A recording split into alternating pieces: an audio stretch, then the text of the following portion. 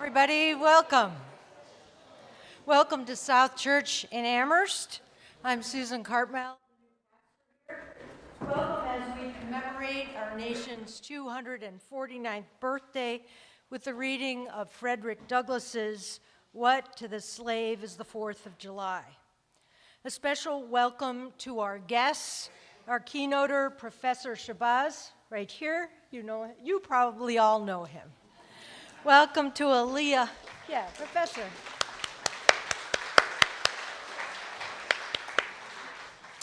Welcome to Aaliyah Hall, our 10th grader who's going to be honored.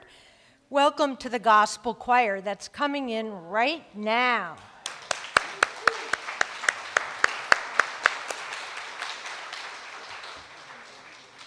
Welcome to you and to all the readers who are here today who make this event so important.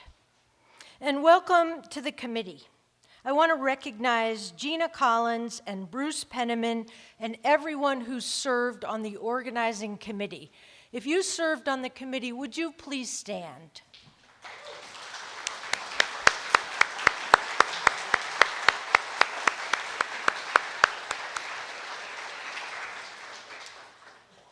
Welcome to the sanctuary, which has served for 200 years as the focal point for public worship, town meetings, and civic gatherings. Welcome to this space where we believe that everyone is a child of God, regardless of race, religion, immigration status, or sexual orientation. Welcome to this place where we declare each week that when God gazed upon the created order long ago, in times of ancient architecture, God saw the enormous diversity in all creation and claimed its potential, declaring, "It is good, it is very good." Here we remember that whoever you are, and wherever you are on life's journey, you are precious in God's sight and our honored guest today. Sojourner or longtime resident, new immigrant or member of the DAR, you are welcome here today. The other thing we believe here in this congregation is that our faith may have its origins in the past, but it needs to be relevant to our lives today. At this crossroads in our nation's history, we need a sturdy faith and a strong community to lean on. We also need the inspiration of American prophets who spoke their truth at key moments in American history. And so today we gather to hear the words of Frederick Douglass. While his name today is a household word, it's easy to forget how much courage, raw courage, this man had. It took courage to escape from a plantation and then elude slave catchers until you could get to freedom. It took courage to settle in New Bedford and claim that free status. Then it took courage to speak up for the abolitionist cause. And it took courage to become a person that people looked to for wisdom, because once he was noticed, no doubt there was a price on his head. It took courage to speak from the perspective of an African American and say things many people who were white had not considered. It took courage to say the words we're about to hear today. One reason this reading is so vitally important today is because these words hold the potential to change our hearts, to fuel our determination, to give us courage. They have the potential to remind us that the true greatness of this nation, in a time when greatness is up for debate, has always been our ability to include various voices, to welcome diverse opinions, to listen to one another, and to hear new ideas. This diversity of opinion has been the fuel of our economic prowess, the strength of our academic excellence, and the wind beneath our sails as a nation. If there was ever a time when good people needed to find their various voices, this is it. So listen to these immortal words and take heart. The future is in our hands if we can find our voices too.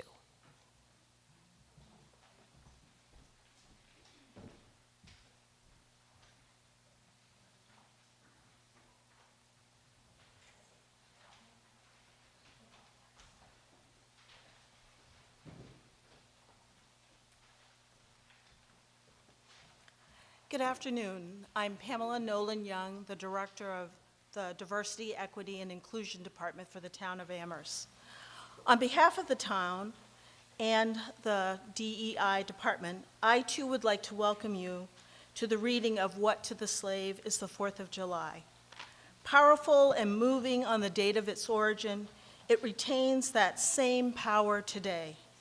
I would argue it is even more powerful as sadly it has remained relevant today. Only one slight change is required.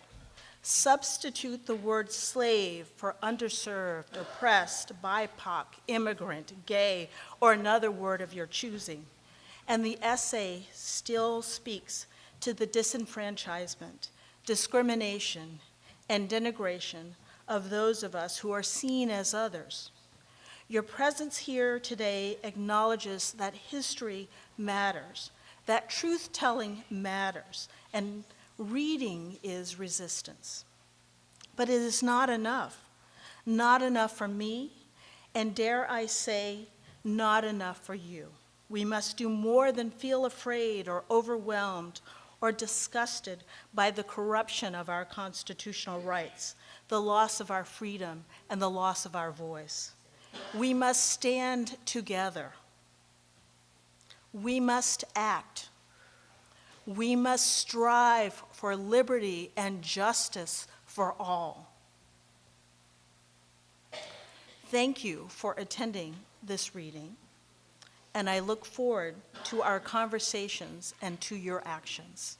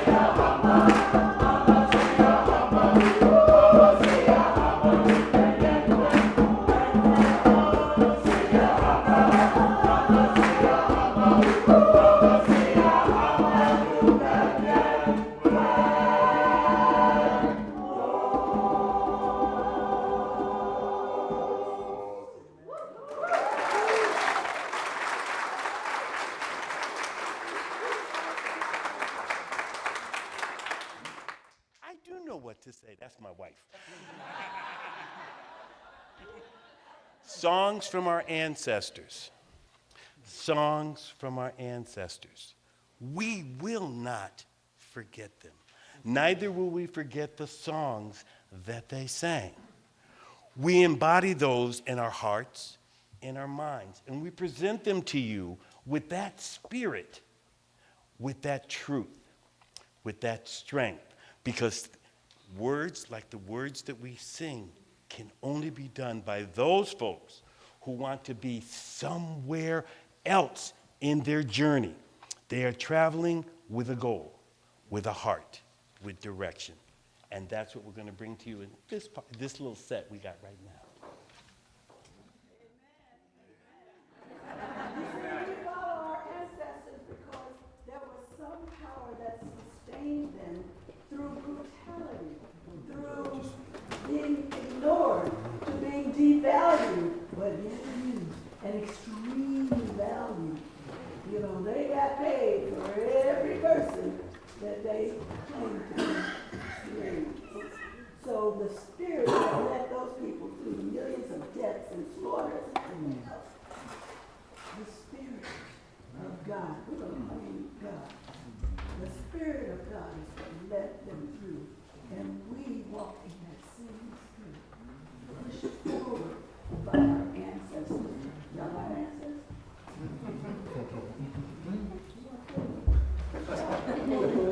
Some of it ain't fun.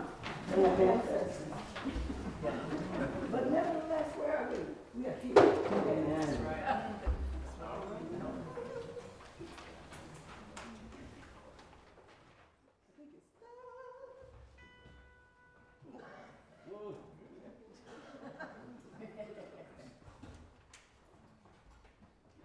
Thank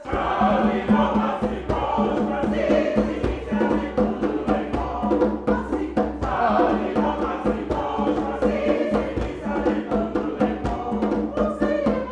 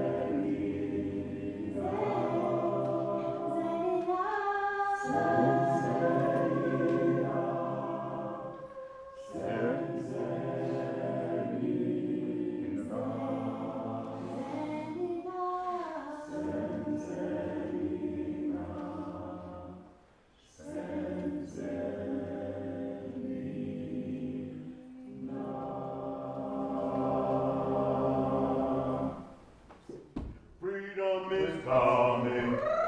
Freedom is coming. Freedom is coming. Oh yes, I know. Freedom is coming. Freedom is coming. Freedom is coming. Oh yes, I know. Freedom is coming. Freedom is coming. Freedom is coming. Oh yes, I know.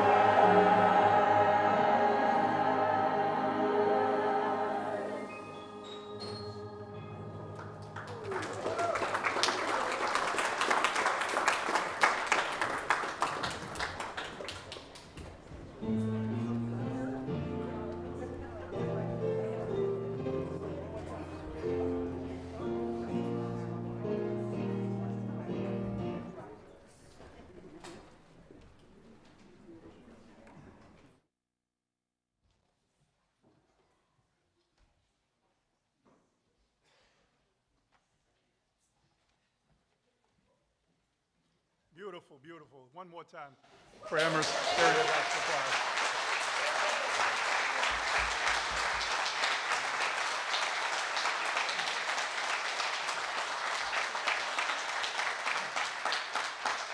Shadowed beneath the hands of the Wallaces and all the members of the choir, yes, we continue in this great work. From the days when we were outside there, cooking on the lawn, we were cooking, to now, second year inside this great sanctuary. Yes, it is lovely. It is good. It is good. I want to not take the mic too long because I got someone I very much admire that's going to follow me with some remarks that she has prepared. But I also want to prepare you as we start reading and we get to number 13 and you see my brother from another EMA, Tom Weiner, up here.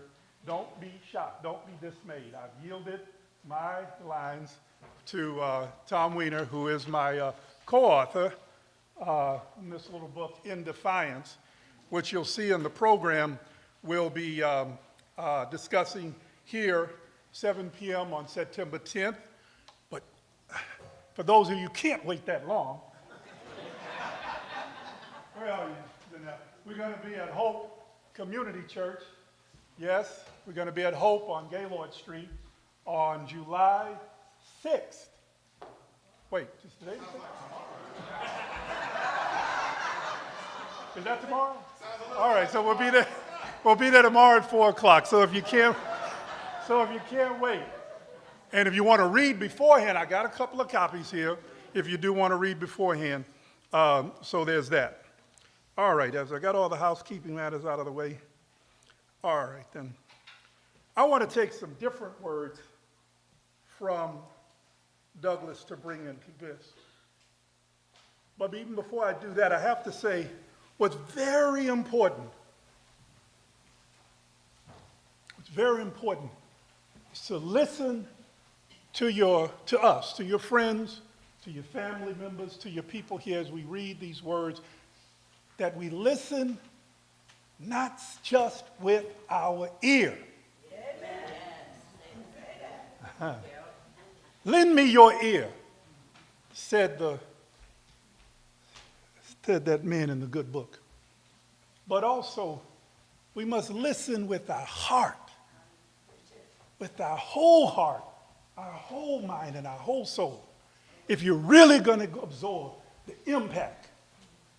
I think we have the making here in this day, every day we do it, a really powerful bit of healing work. This is medicine. Amherst Gospel Choir, every time they come out and sing, it's medicine. There is a balm to heal the sin-sick soul. And we are in a sin-sick nation. We are in a sin-sick world. Oh, Zanette, don't let me get carried away. You're trying to get me to preach shit. That's not me. Come on now. I'm a poor righteous teacher. Don't get me to preaching. So listen with your whole heart, your whole mind, your whole soul as we have these words, as we share these words, and it'll make it really powerful medicine for us. But the words I want to take from Douglas and give here today, it's just very simple. He made the remark, and I think it's very much in keeping with the celebration we just had yesterday. Some of y'all were out here riding bicycles and doing all kind of things, and you had cookouts and you had fireworks, right? And I think y'all know I always love to do my little bit from the Declaration, because as a high schooler I memorized it. When in the course of human events it becomes necessary for one people to dissolve the political bands which have connected them to another, and to assume among the powers of the earth that separate and equal station to which the laws of nature and of nature's God entitle them, a decent respect to the opinions of mankind requires that they should declare the causes which impel them to the separation. We hold these truths.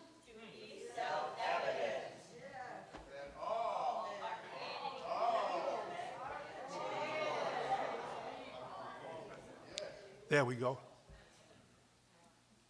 But Douglas, in continuing that impetus, that spirit of that declaration, he once said, power concedes nothing without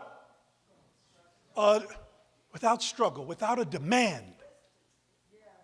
Struggle, resistance, putting forward a demand. And that's what we must continue to do. No matter how dark the day may seem, no matter how long the travail and serious the injustices, we must continue to struggle. And that's why I wear this today. Y'all know my person I'm named for, my Amilcar Cabral. He would wear these. These are very popular over in West Africa, over in Cabo Verde. And we celebrate the independence of Cabo Verde as well.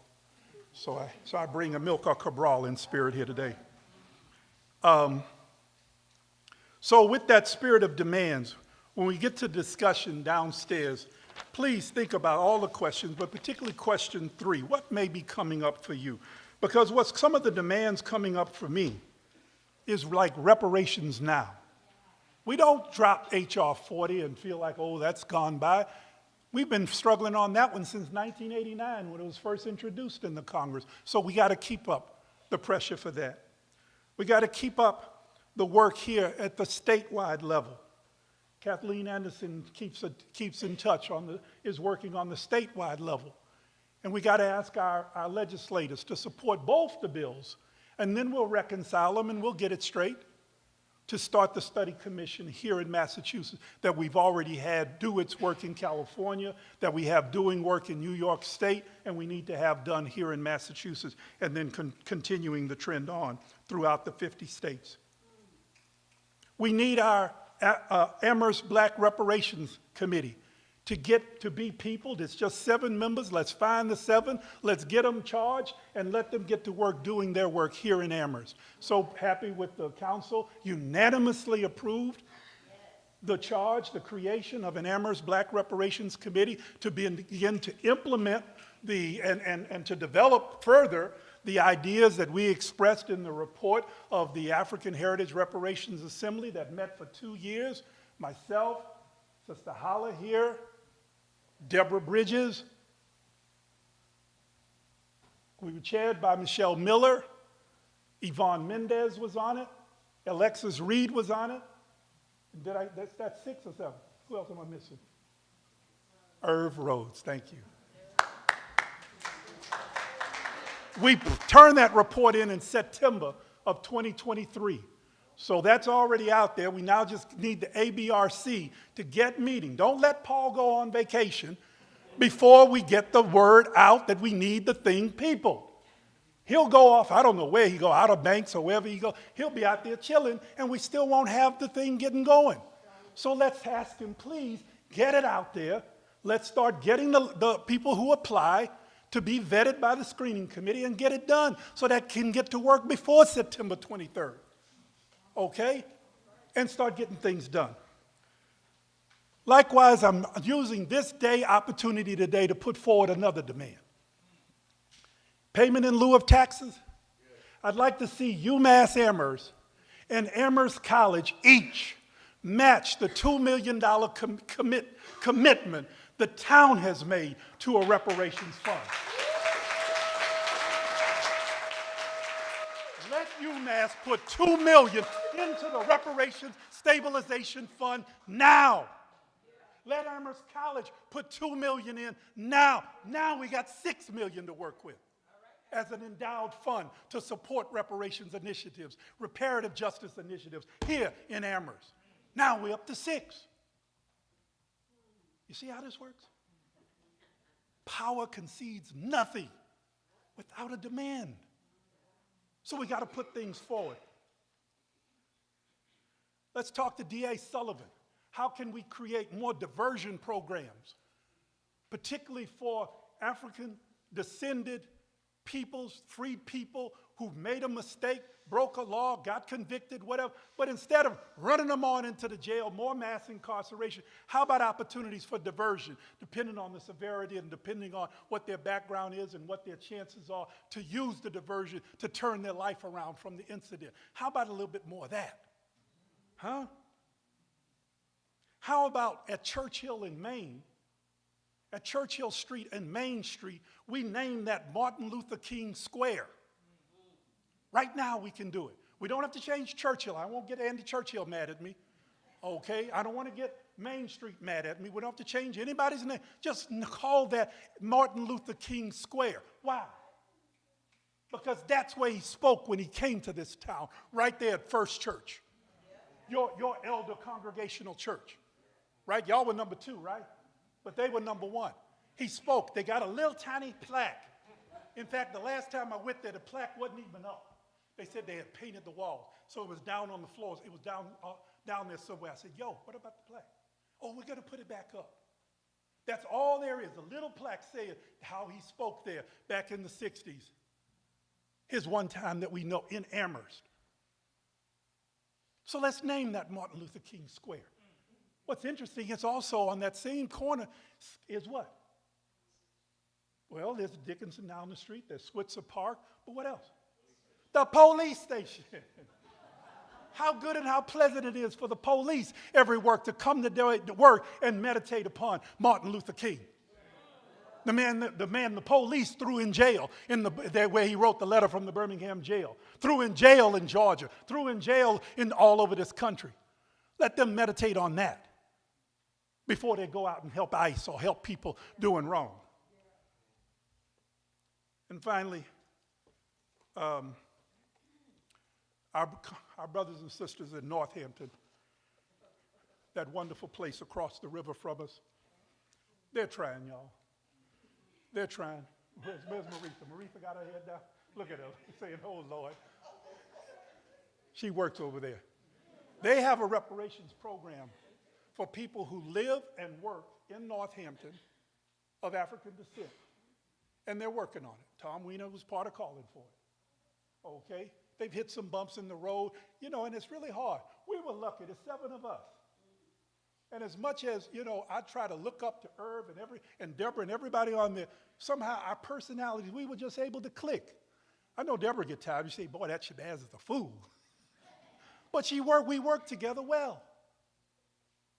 They hit a few bumps in the road over there, but they got to finish their work. They got to keep it going. And one of the things in their report, which has some brilliant ideas, let me tell you, they're actually calling for more money than what the town has put up here. They're talking about a percentage. A percentage of the tax revenue, total tax revenue, not marijuana tax, total tax revenue to go to reparation. All right, but right now it's just a bunch of ideas, and they haven't even put it out yet. So we got to keep supporting them to get it done. But one idea there they like that I think we got to pick up on, Route 9, we have different routes in the Commonwealth of Massachusetts, different things that go through various communities, roadways, highways, whatever you want to call them. And some of them are named for people. Route 9, at least in its entirety, is not named for anybody. There are 2 segments of it that are named for some different people, but they're in other parts. The segment between Northampton and Amherst, right through Hadley, let's rename it Sojourner Truth Way. Can we do that? This is call and response. Can we do that? Can we do that? We got people here that put the monument up, that Carly, yes, that brought the descendant. Let's bring the descendant of Sojourner Truth back here for the renaming of that segment of Route 9, at the very least, Sojourner Truth Way, running from Northampton through Hadley. And some of y'all must know some people in Hadley. We got to bring Hadley with us. I don't want it to skip over Hadley. We got to bring Hadley with us. Praise God. We can bring Hadley with us. But then straight through to Amherst. Okay? And we're not losing anybody's name. I know along the way they call it Russell and Hadley. I don't know who that is. They call it College Street because of Amherst College when it gets into Amherst. And part of it is called Northampton Road, back where the black people used to live on in the West Side Historic District. They call it Northampton Road at that point. Well, we don't need it to be Northampton Road because we know where Northampton is, right? We don't need it to let us know, that way to Northampton. So let's rename that part of Route 9, Sojourner Truth Way. Thank you for listening to me. Let's go on with the program.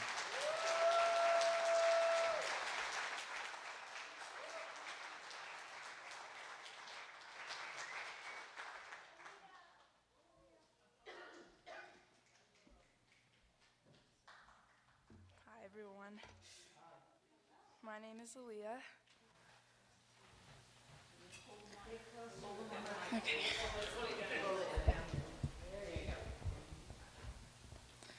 Today, I want to contemplate the ways that Frederick Douglass's 4th of July speech, first delivered in 1852, is still relevant in our world today. In that powerful speech, Douglass asked a question: what to the American slave is your 4th of July?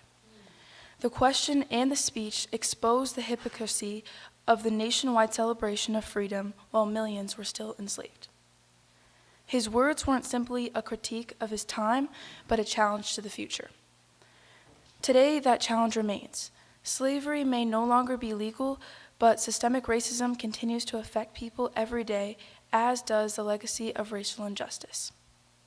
It is still present in the classroom, within the criminal justice system, in housing, in healthcare, and in everyday life. The gap between the ideals of freedom and the reality of inequality remains. Douglass's speech continues to remind us that true patriotism means holding this country to its ideals. This reading that we practice here in Amherst is powerful, and it answers Frederick Douglass's original call for accountability and honesty. And now it's time for our community reading of this famous speech, beginning with Mr. Wallace. Thank you.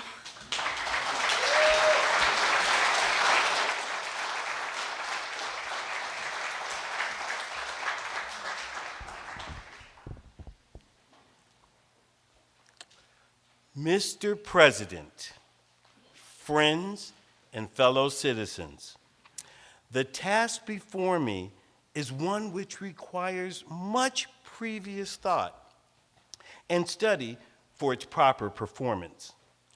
I do not remember ever to have appeared as a speaker before an assembly more shrinkingly, nor with greater distrust of my ability than I do this day. The papers and the placards say that I am to deliver a 4th of July oration. The fact is, ladies and gentlemen, the distance between this platform and the slave plantation from which I escaped is considerable. And the difficulties to overcome in getting from the latter to the former are by no means slight. That I am here today is, to me, a matter of astonishment as well as gratitude.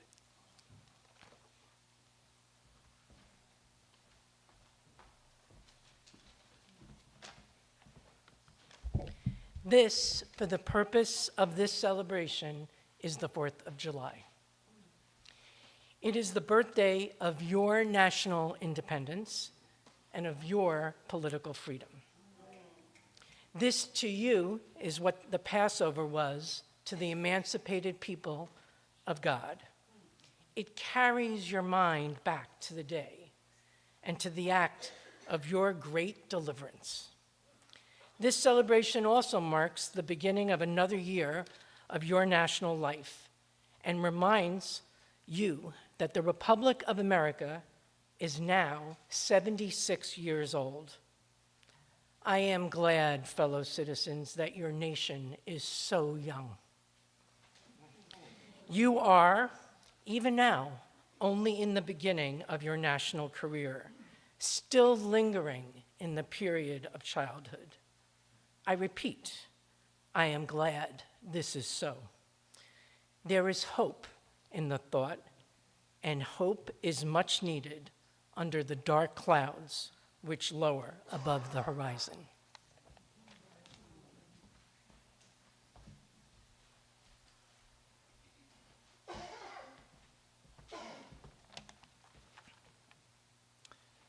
Fellow citizens, 76 years ago, the people of this country were British subjects. The style and title of your sovereign people, in which you now glory, was not then born. You were under the British Crown. Your fathers esteemed the government of the home government, England as fatherland, although a considerable distance from your home, imposed in the exercise of its parental prerogatives upon its colonial children. Such restraints, burdens, and limitations as, in its mature judgment, it deemed wise, right, and proper.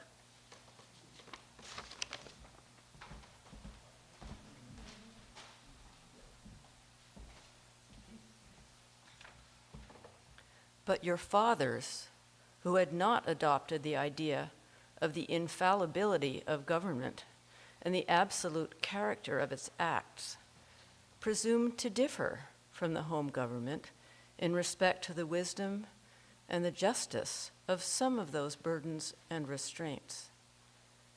They went so far as to pronounce the measures of government unjust, unreasonable, and oppressive, and altogether such as ought not to be quietly submitted to.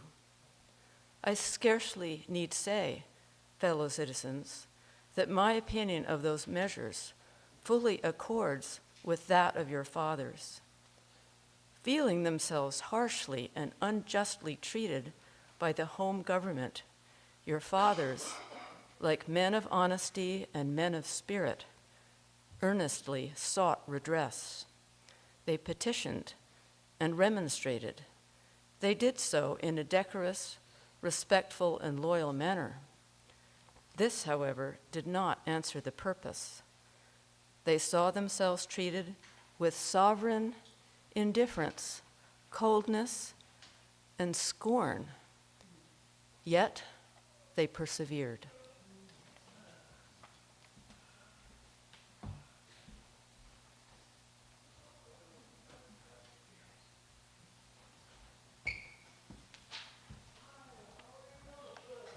Oppression makes a wise man mad. Your fathers became restive under this treatment. They felt themselves the victims of grievous wrongs, wholly incurable in their colonial capacity. With brave men, there is always a remedy for oppression. Just here, the idea of total separation of the colonies from the crown was born. It was a startling idea, much more so than we at the distance of time regarded. The timid and the prudent of that day were, of course, shocked and alarmed by it. Their opposition to then dangerous thought was earnest and powerful, but amid all their terror and affrighted vociferations against it, the alarming and revolutionary idea moved on, and the country with it.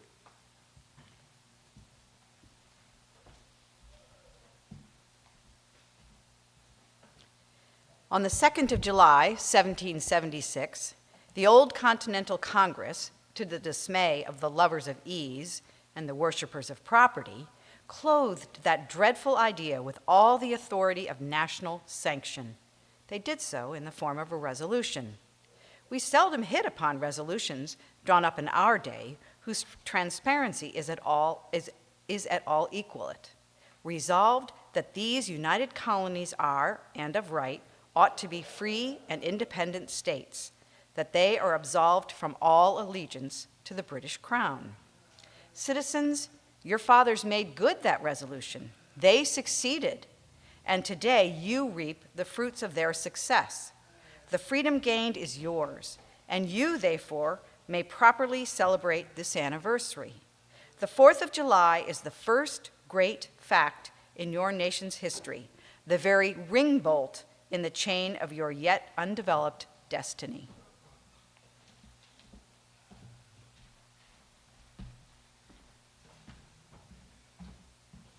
Pride and patriotism, not less than gratitude, prompt you to celebrate and to hold it in perpetual remembrance. I have said that the Declaration of Independence is the ring bolt to the chain of your nation's destiny. So indeed, I regard it. The principles contained in that instrument are saving principles. Stand by those principles. Be true to them on all occasions, in all places, against all foes and whatever cost. Fellow citizens, I am not wanting in respect for the fathers of this republic. The signers of the Declaration of Independence were brave men. I cannot contemplate their great deeds with less than admiration. They were statesmen, patriots, and heroes. And for the good they did and the principles they contended for, I will unite with you to honor their memory.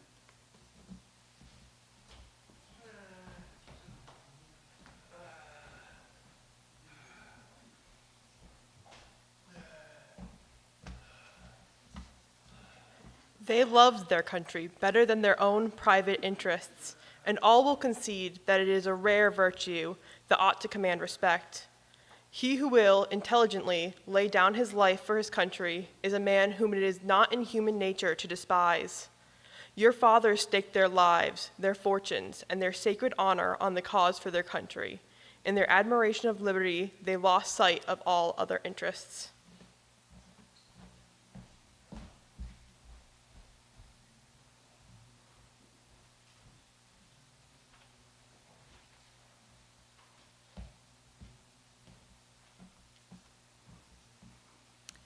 They were peacemen, but they preferred revolution to peaceful submission to bondage.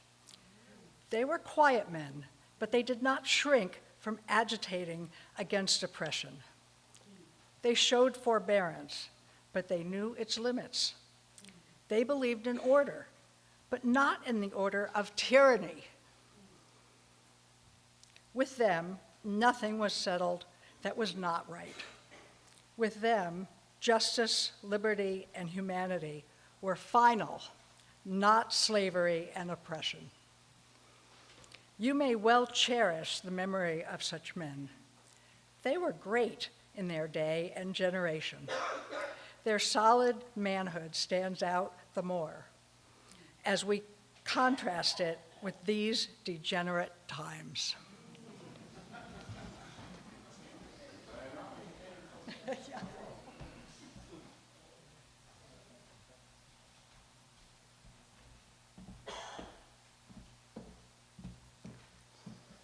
How circumspect, exact, and proportionate were all their movements. How unlike the politicians of an hour. Their statesmanship looked beyond the passing moment and stretched away in strength into the distant future. Mark them, fully appreciating the hardship to be encountered, firmly believing in the right of their cause, wisely measuring the terrible odds against them.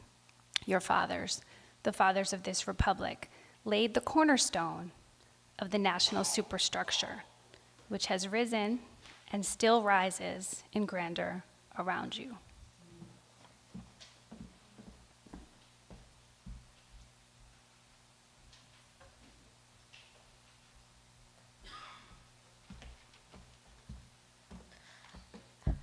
Of this fundamental work, this day is the anniversary. Our eyes are met with demonstrations of joyous enthusiasm. This causes which led to separation of the colonies from the British Crown have never lacked for a tongue. They have all been taught in your common schools, narrated at your firesides, unfolded from your pulpits, and thundered from your legislative halls. and are as familiar to you as household words. They form a staple in your national poetry, eloquence. I leave, therefore, the great deeds of your fathers to others.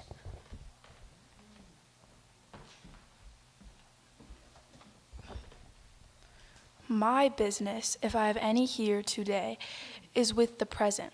The accepted time with God and His cause is the ever-living now. We have to do with the past only as we can make it useful to the present and to the future. Now is the time, the important time. Your fathers have lived, died, and have done their work, and have done much of it well. You live and must die, and you must do your work. You have no right to enjoy a child's share in the labor of your fathers, unless your children are to be blessed by your labors. You have no right to wear out and waste the hard-earned fame of your fathers to cover your indolence.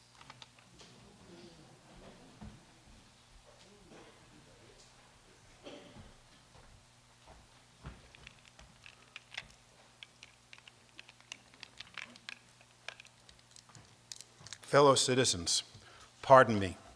Allow me to ask, why am I called upon to speak here today? What have I, or those I represent, to do with your national independence?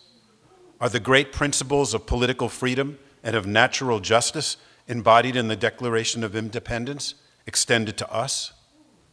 And am I, therefore, called upon to bring our humble offering to the national altar and to confess the benefits and express devout gratitude for the blessings resulting from your independence to us?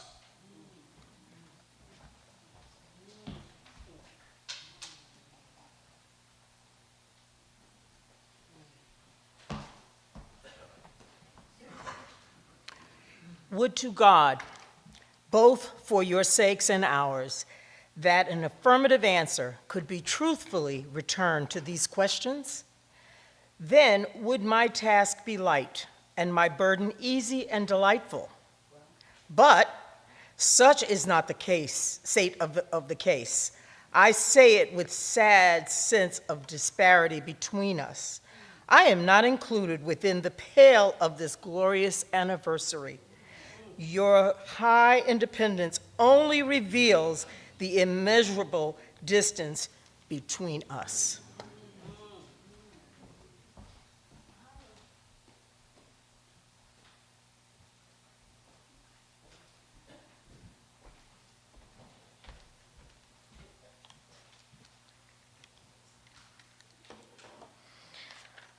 The blessing in which you this day rejoice are not enjoyed in common. The rich inheritance of justice, liberty, prosperity, and independence bequeathed by your fathers is shared by you, not me. The sunlight that brought life and healing to you has brought stripes and death to me. This 4th of July is yours, not mine.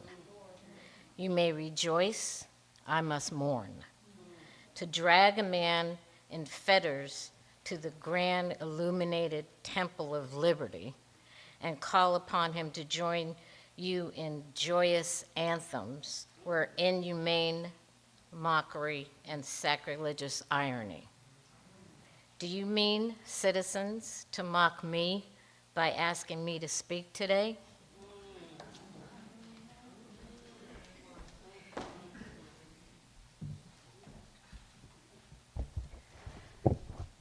Fellow citizens, above your national tumultuous joy, I hear the mournful wail of millions, whose chains, heavy and grievous yesterday, are today rendered more intolerable by the jubilee shouts that reach them. To forget them, to pass lightly over their wrongs, and to chime in with the popular theme would be treason most scandalous and shocking, and would make me a reproach before God and the world.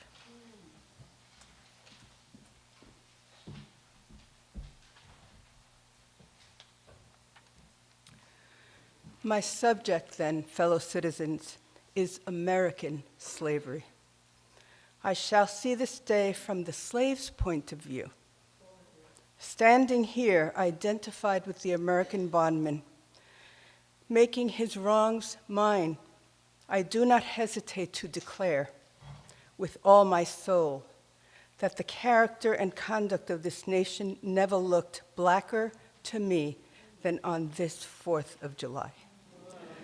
Whether we turn to the declarations of the past or to the professions of the present, the conduct of the nation seems equally hideous and revolting. America is false to the past, false to the present, and solemnly binds herself to be false to the future.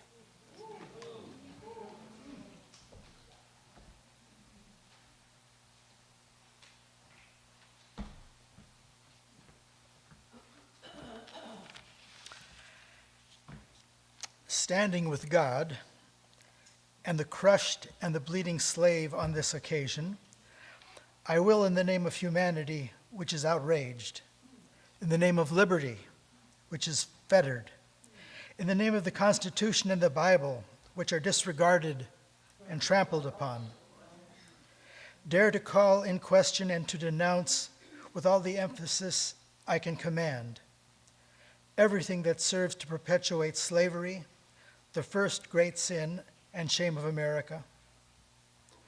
I will not equivocate. I will not excuse. I will use the severest language I can command. And yet, not one word shall escape me that any man or woman whose judgment is not blinded by prejudice, or who is not at heart a slaveholder, shall not confess to be right and just.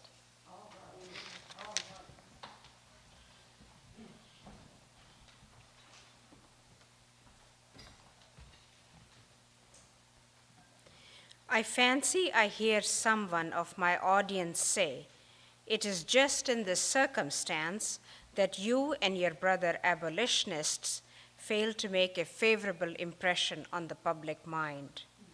Would you argue more and denounce less? Would you persuade more and rebuke less? Your cause would be much more likely to succeed. But I submit, where all is plain, there is nothing to be argued. What point in the anti-slavery creed would you have me argue? On what branch of the subject do the people of this country need light?"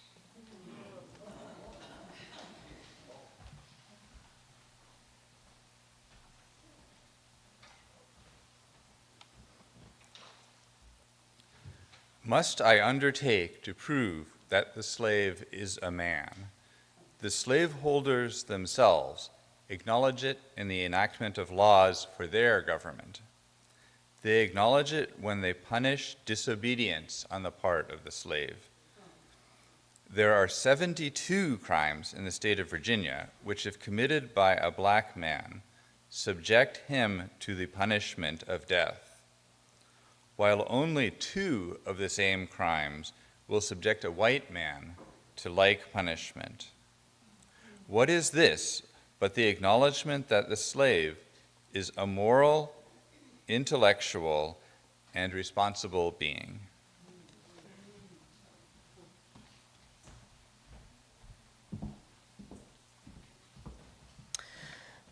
Southern statute books are covered with enactments forbidding, under severe fines and penalties, the teaching of the slave to read or to write. When you can point to any such laws and reference the beasts of the field, then I may consent to argue the manhood of the slave. When the dogs in your streets, when the fowls in the air, when the cattle on your hills, when the fish of the sea, and the reptiles that crawl shall be unable to distinguish the slave from a brute, then I will argue with you that the slave is a man.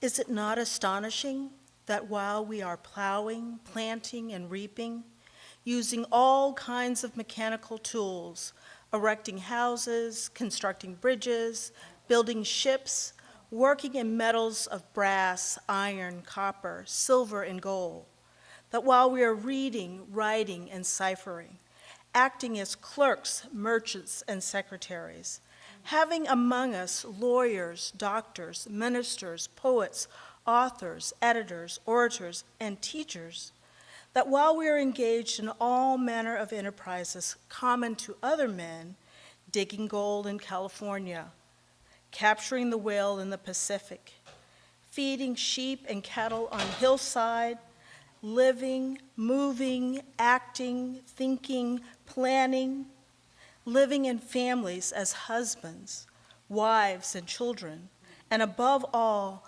confessing and worshiping the Christian's God, and looking hopefully for life and immortality beyond the grave, we are called upon to prove that we are men.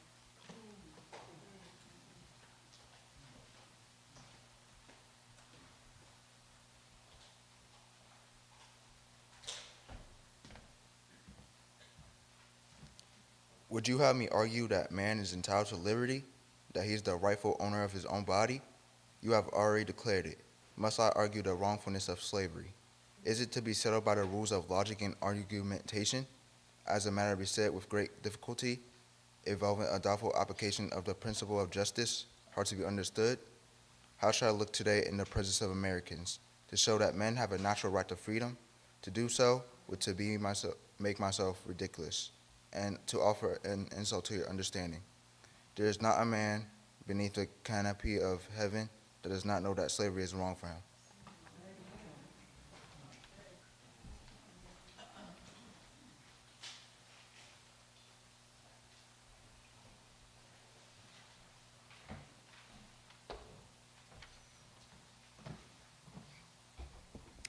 What?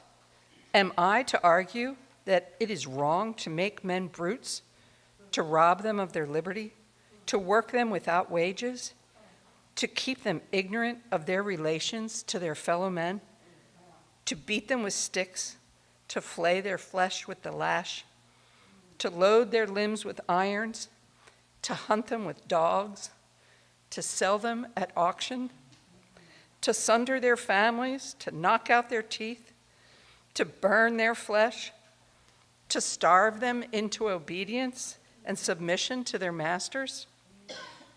Must I argue that a system thus marked with blood and stained with pollution is wrong? No, I will not. I have better employments for my time and strength than such arguments would imply.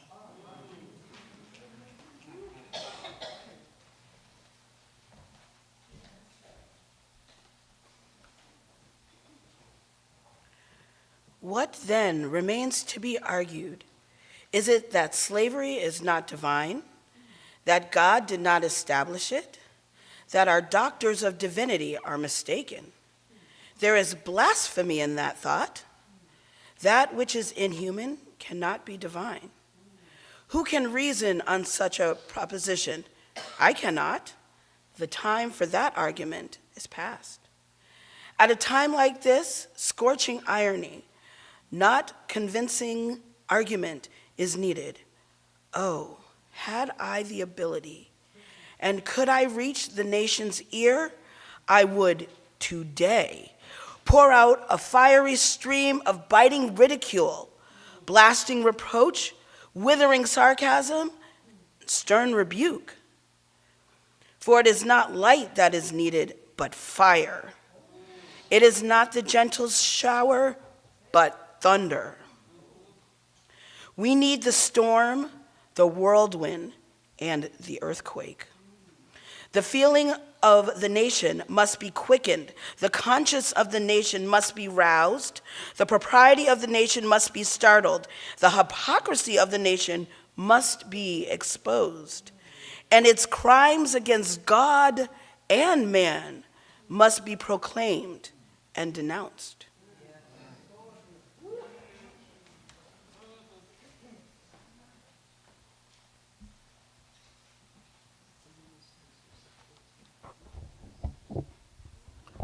What to the American slave is your 4th of July? I answer, a day that reveals to him more than all other days in the year the gross injustice and cruelty to which he is the constant victim. To him, your celebration is a sham. You boast liberty, an unholy license. Your national greatness, swelling vanity, your sounds of rejoicing are empty and heartless. Your denunciation of tyrants, brass-fronted impudence, your shouts of liberty and equality, hollow mockery, your prayers and hymns, your sermons and thanksgivings, with all your religious parade and solemnity, are to him mere bombast, fraud, deception, impiety, and hypocrisy, a thin veil to cover up crimes which would disgrace a nation of savages.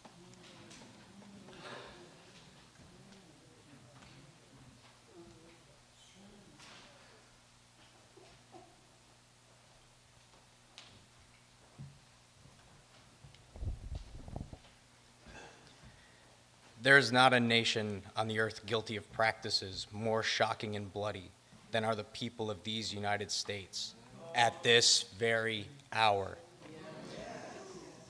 Go where you may, search where you will, roam through all the monarchies and despotisms of the old world. Search out every abuse, and when you have found the last, lay your facts by the side of the everyday practices of this nation, and you will say with me, that for revolting barbarity and shameless hypocrisy, America reigns without rival.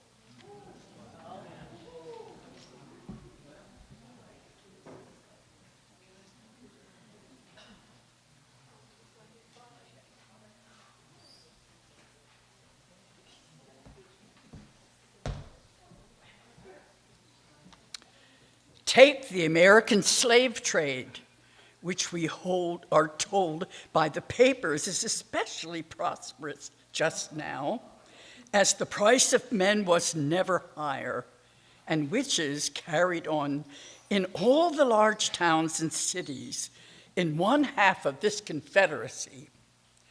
This trade is one of the peculiarities of American institutions. In several states, this trade is a chief source of wealth. It is called the internal slave trade. In order to divert from it the horror which the foreign slave trade is contemplated.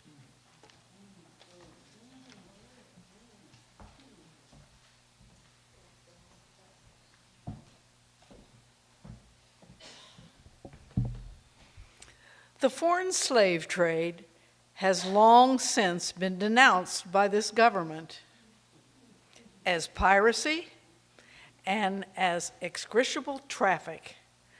To arrest it, this nation keeps a squadron of immense cost on the coast of Africa. Everywhere in this country, it is safe to speak of this foreign slave trade as a most inhuman traffic, opposed alike by the laws of God and of man. It is, however, a notable fact that while so much execration is poured out by Americans upon those engaged in the foreign slave trade, the men engaged in the slave trade between the states pass without condemnation, and their business is deemed honorable.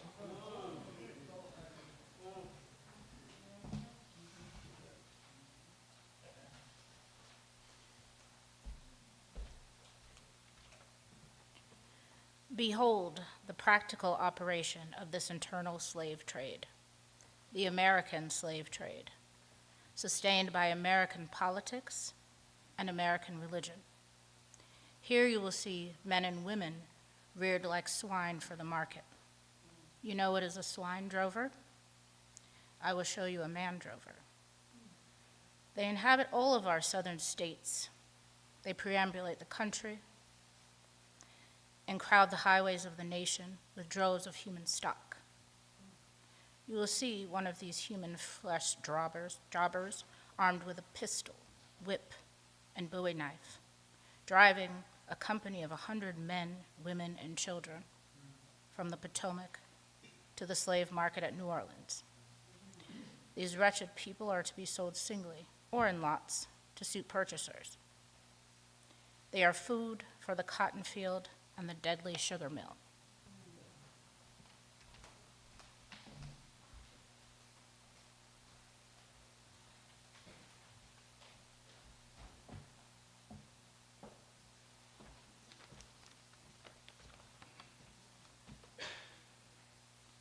Mark the sad procession as it moves wearily along, and the inhuman wretch who drives them.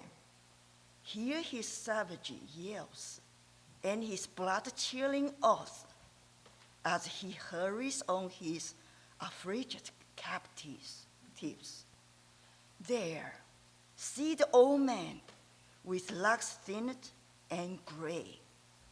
Cast one glance, if you please, upon that young mother whose shoulders are bare to the scorching sun, her briny tears falling on the brow of the babe in her arms. See, too, that girl of 13 weeping, yes, weeping, as she thinks of the mother from whom she has been torn. The drove moves tardily. Heat and sorrow have nearly consumed their strength. Suddenly, you hear a quick snap, like the discharge of a rifle. The feathers clank, and the chain rattles simultaneously. Your tears are saluted with a scream that seems to have torn its way to the center of your soul. The crack you heard was the sound of the slave whip. The scream you heard was from the woman you saw with the babe. Her speed had faltered under the weight of her child and her chains. That gash on her shoulder tells her to move on.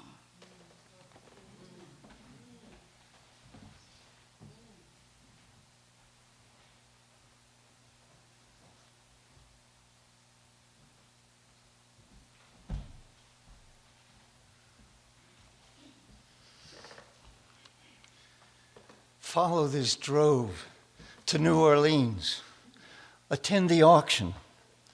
See men examined like horses. See the forms of women rudely and brutally exposed to the shocking gaze of American slave buyers. See this drove sold and separated forever, and never forget the deep, sad sobs that arose from that scattered multitude. Tell me, citizens, where under the sun can you witness a spectacle more fiendish and shocking? Yet this is but a glance at the American slave trade as it exists at this moment in the ruling part of the United States.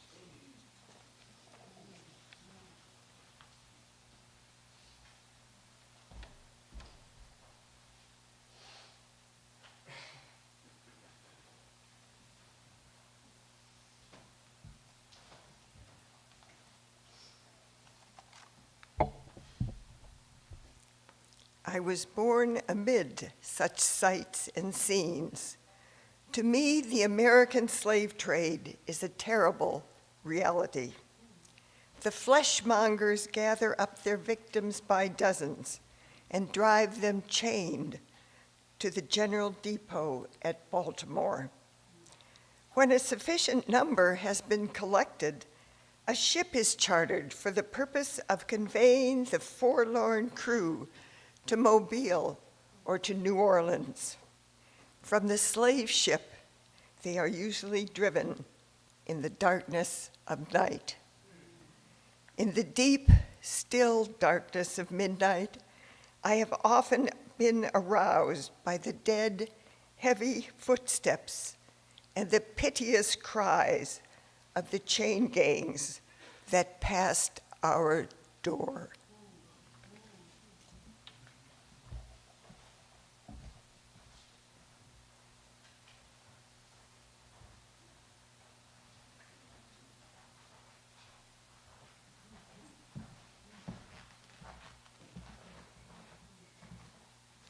Fellow citizens, this murderous traffic is today in active operation in this boasted republic. In the solitude of my spirit, I see clouds of dust raised on the highways of the South. I see bleeding footsteps. I hear the doleful wail of fettered humanity on the way to the slave markets, where the victims are to be sold like horses, sheep, and swine, knocked off to the highest bidder. There, I see the tenderest ties ruthlessly broken to gratify lust, caprice, and rapacity of the buyers and sellers of men. My soul sickens at the sight.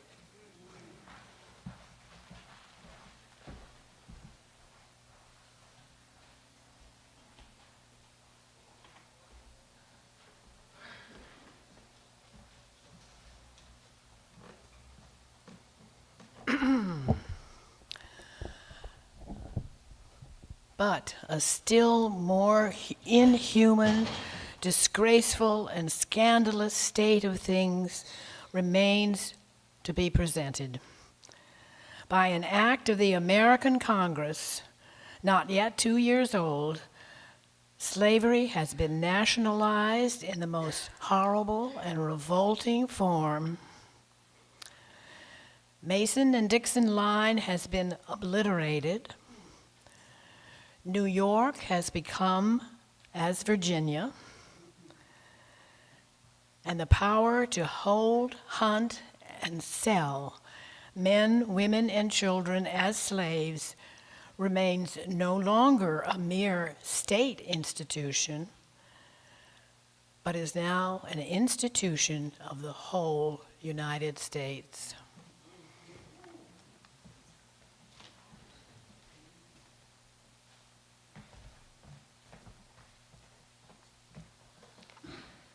The power is so extensive, including with the Star-Spangled Banner and American Christianity. Where these go, may also go the merciless slave hunter. Where these are, man is not sacred. He is a bird for the sportsman's gun.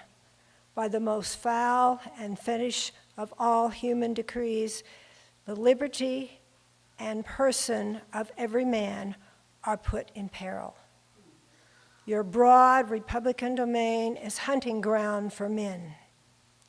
Your lawmakers have commanded all good citizens to engage in this hellish sport. Your president, your Secretary of State enforce as a duty you owe to your free and glorious country and to your God, that you do this accursed thing. Not fewer than 40 Americans have, within this past 2 years, been hunted down and without a moment's warning, hurried away in chains and consigned to slavery and the excruciating torture. Some of these have had wives and children dependent on them for bread, but of this, no account was made. The right of the hunter to his prey stands superior to the right of marriage and to all the rights of this republic and to the rights of God included.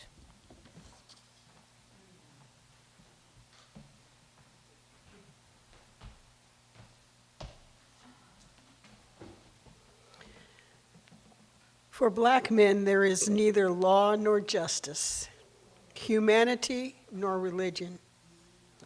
The fugitive slave law makes mercy to them a crime and bribes the judge who tries them. An American judge gets $10 for every victim he consigns to slavery and 5 when he fails to do so. The oath of any 2 villains is sufficient under this hell-black enactment to send the most pious and exemplary black man into the remorseless jaws of slavery. His own testimony is nothing. He can bring no witnesses for himself. The minister of American justice is bound by law to hear but one side, and that side is the side of the oppressor.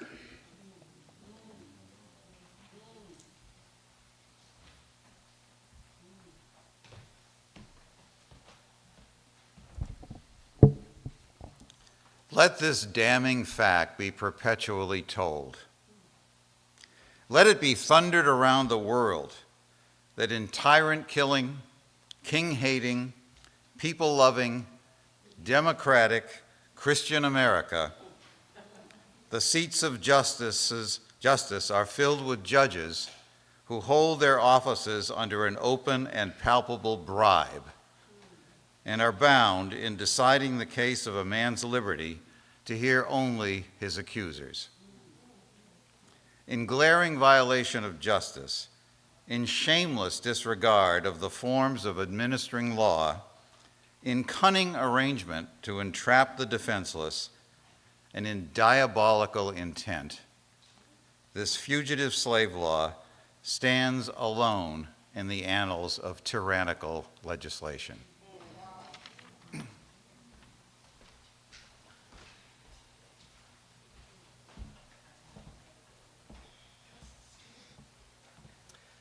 Americans, your Republican politics, not less than your Republican religion, are flagrantly inconsistent.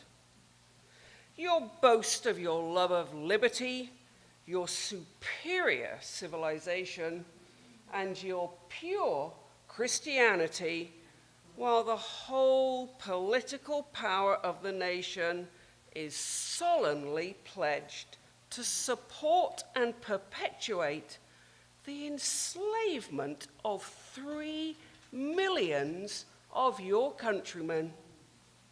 You hurl your anathemas at the crowned-headed tyrants of Russia and Austria and pride yourselves on your democratic institutions, while you yourselves consent to be the mere tools and bodyguards of the tyrants of Virginia and Carolina.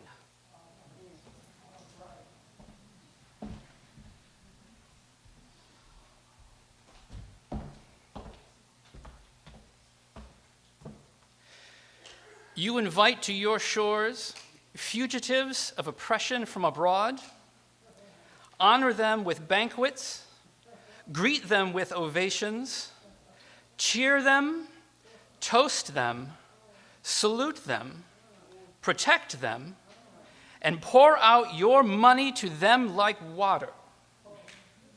But the fugitives from your own land you advertise, hunt, arrest, shoot, and kill. You glory in your refinement and your universal education, yet you maintain a system as barbarous and dreadful as ever stained the character of a nation. A system begun in avarice, supported in pride, and perpetuated in cruelty.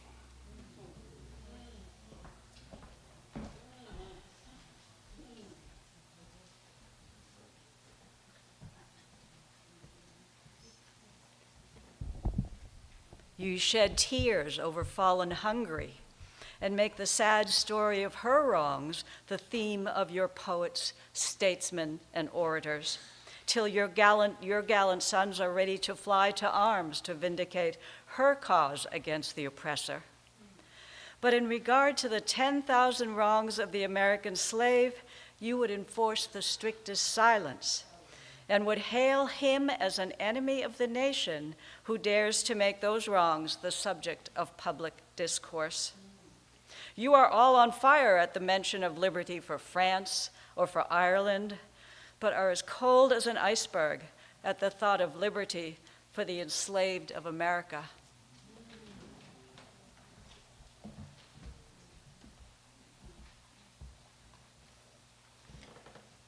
You discourse eloquently on the dignity of labor, yet you sustain a system which, in its very essence, casts a stigma upon labor. You can bare your bosom to the storm of British artillery to throw off the 3-penny tax on tea, and yet wring the last hard-earned farthing from the grasp of the black laborers of your country. You profess to believe that of one blood God made all nations of men to dwell on the face of all the earth, and had commanded all men everywhere to love one another. Yet you notoriously hate and glory in your hatred all men whose skins are not colored like your own.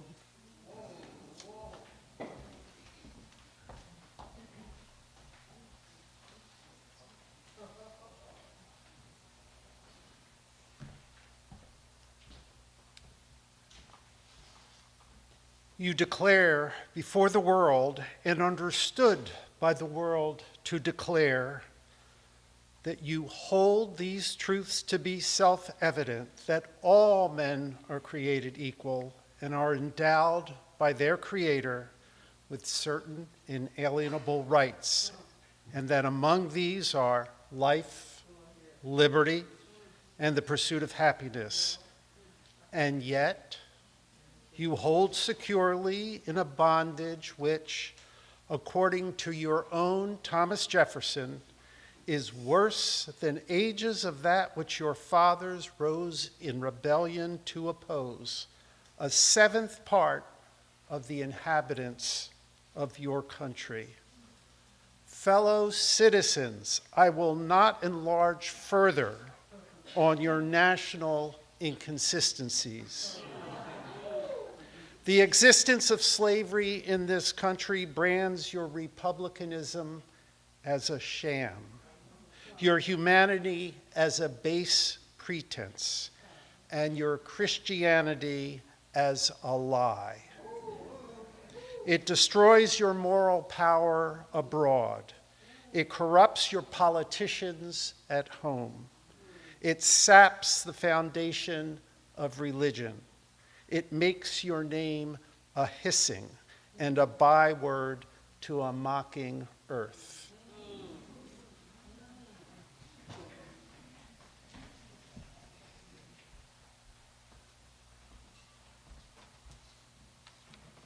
It is the antagonistic force in your government, the only thing that seriously disturbs and endangers your union.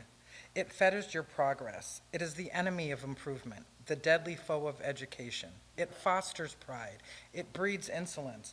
It promotes vice. It shelters crime. It is a curse to the earth that supports it, and yet you cling to it as if it were the sheet anchor of all your hopes. Be warned.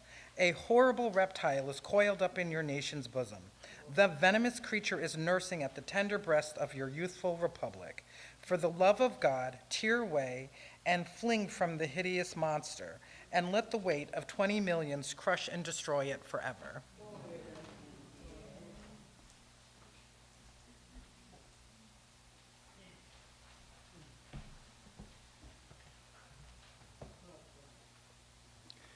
But it is answered in reply to all this, that precisely what I have now denounced is, in fact, guaranteed and sanctioned by the Constitution of the United States. That the right to hold and to hunt slaves is a part of that Constitution framed by the illustrious fathers of this republic.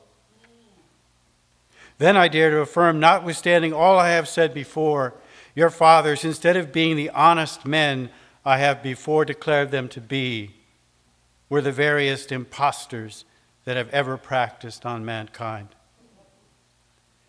This is the inevitable conclusion, and from it there is no escape. But I differ from those who charge this baseness on the framers of the Constitution of the United States. It is a slander upon their memory, at least so I believe. And others have, as I think, fully and clearly vindicated the Constitution from any design to support slavery for an hour.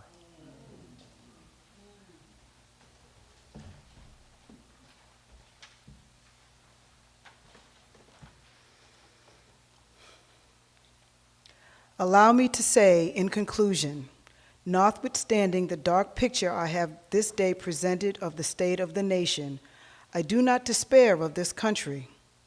There are forces in operation which must inevitably work the downfall of slavery. I, therefore, leave off where I began, with hope. While drawing encouragement from the Declaration of Independence, the great principles it contains, and the genius of American institutions, my spirit is cheered by the obvious tendencies of the age. Nations do not now stand in the same relation to each other that they did ages ago. No nation could now shut itself up from the surrounding world and trot around in the same old path of its fathers without interference.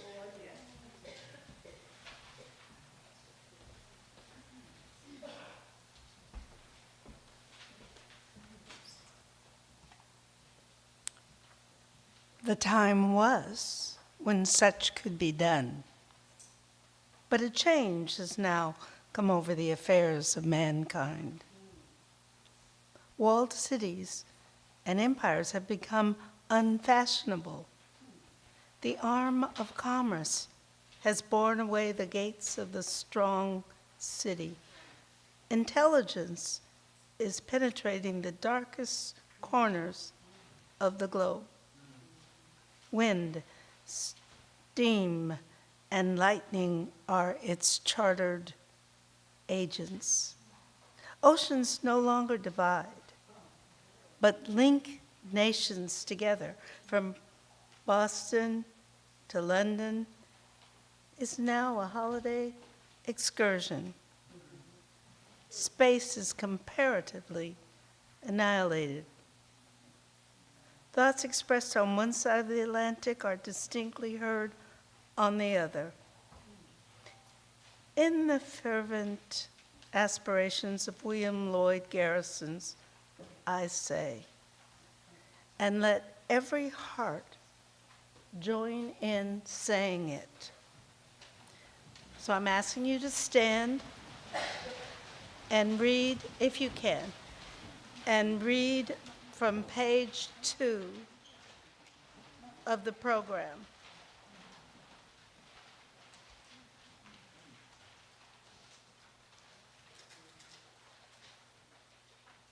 Godspeed the day when human blood shall cease to flow, and every clime be understood,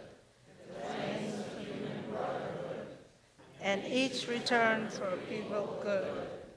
Not blow for blow, that day can come, all feuds to end, and change into a faithful friend, each foe.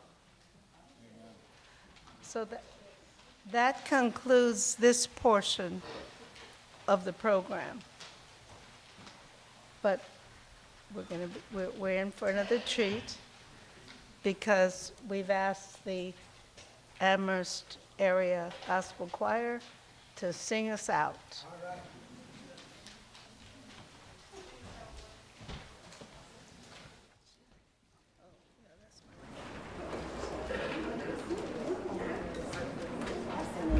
We have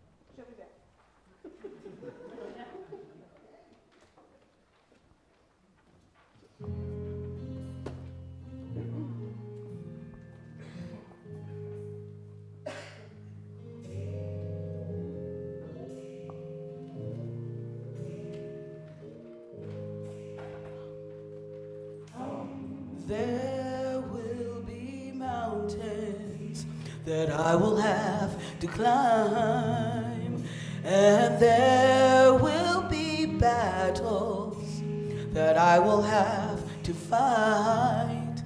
But victory or defeat, it's up to me to decide. Just how can I expect to win if I never try? I just can't give up now. Come too far from where I started from. Nobody told me the road would be easy, and I don't believe he brought me this far to leave me. Never said there wouldn't be trials. Never said I wouldn't fall. Never said that everything would go the way I wanted to go. But when my back is up against the wall and I feel all hope is gone, I just lift my head up to the sky and say, help me to be strong. I just can't give up now. Come too far from where I started from. Nobody told me the road would be easy, and I don't believe he brought me this far to leave me.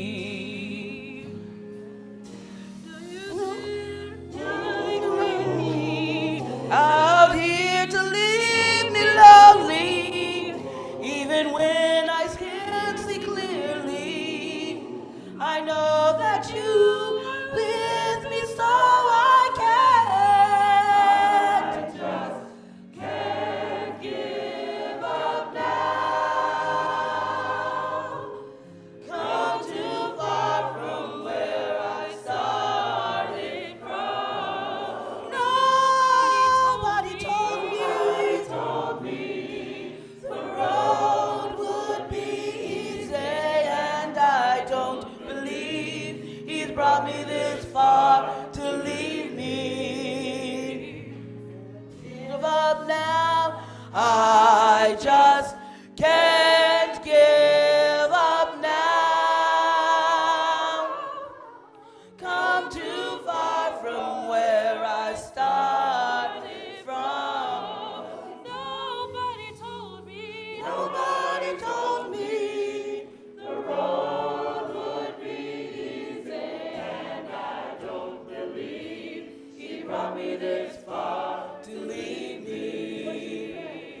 Can't give up now.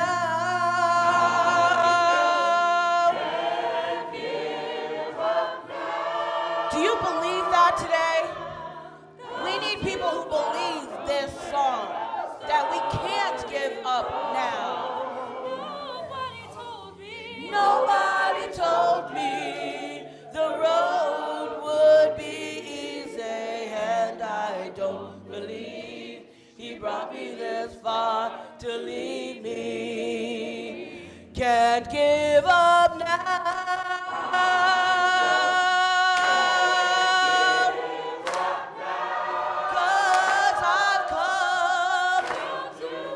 Way too far from where I started from. Nobody told me the road would be easy, and I don't believe he brought me this far to leave me. Can't give up now. I just can't give up now.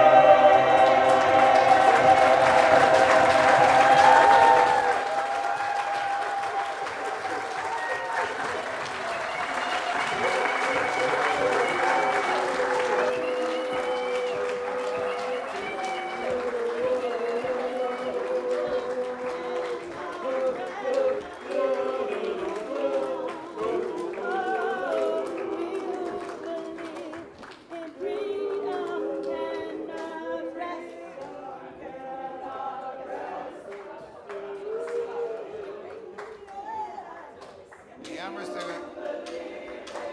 Area Gospel Choir. Give them a big hand, please.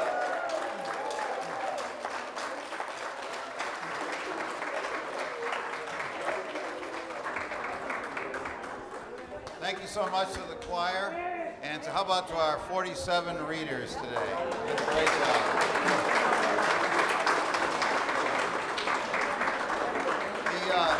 The final part of our program today will be downstairs. We have a reception with some beautiful cakes from Carefree Cakery and lots of other goodies. And you'll see that there are tables set up and circles of chairs set up. We hope that many of you will be able to stay for our discussion afterwards. So get something to eat, and then please join us for the discussion. The other question that I know you're all wanting to know the answer to is where are the restrooms? There are some on this floor behind the organ here, and also downstairs in the back of the church there are others. And one final thing, somebody lost part of an earring when checking in, so I have it if you want to claim it. See you downstairs.